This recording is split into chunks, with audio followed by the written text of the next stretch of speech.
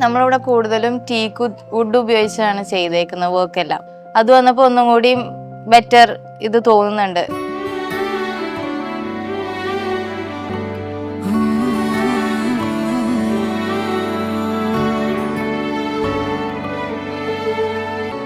എൻ്റെ പേര് അബ്ദുൾ സലാം.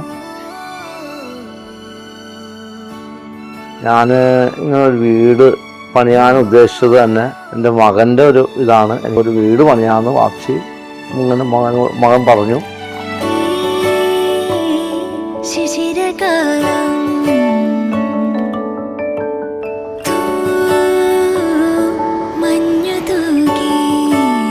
എൻ്റെ പേര് ഹലീന. ഞങ്ങളിവിടെ കൂടുതലായിട്ട് ഉപയോഗിച്ചേക്കുന്നത് ഈ പ്ലൈമാർക്കിൻ്റെ മെറ്റീരിയൽസ് ആണ്. ഏറ്റവും കൂടുതൽ നമുക്ക് അന്വേഷണങ്ങൾ വന്നതും ഈ ഒരു സ്റ്റെയറിൻ്റെ വർക്കിനാണ്.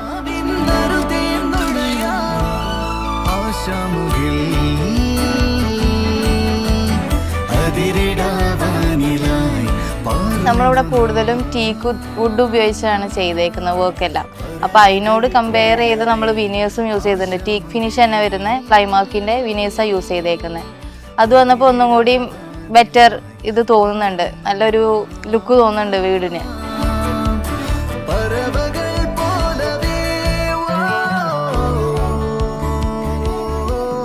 പിന്നെ നമ്മുടെ കിച്ചൺ ഏരിയ മെയിനായിട്ട് യൂസ് ചെയ്തേക്കുന്നത് WPC മെറ്റീരിയൽസ് ആണ് യൂസ് ചെയ്തേക്കുന്നത്.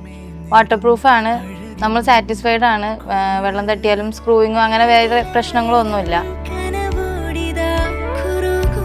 WPC അങ്ങനെ വലിയ ബുദ്ധിമുട്ടൊന്നുമില്ല.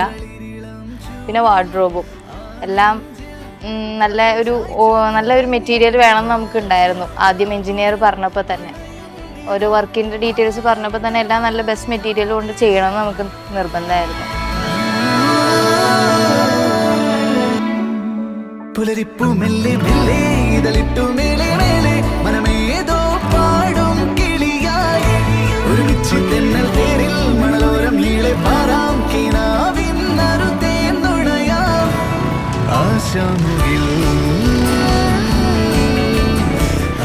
എല്ലാ റൂമുകളും എല്ലാ വർക്കും ഫുള്ള് നമ്മൾ ഉപയോഗിച്ചിരിക്കുന്നത് പ്ലൈമാർക്കിൻ്റെ ഒരു മെറ്റീരിയലാണ്. പ്ലൈമാർക്കിൻ്റെ 3 ലെയർ എന്ന് പറഞ്ഞ ഏറ്റവും ടോപ്പ് മെറ്റീരിയൽ ഉപയോഗിച്ചാണ് ചെയ്തിരിക്കുന്നത്.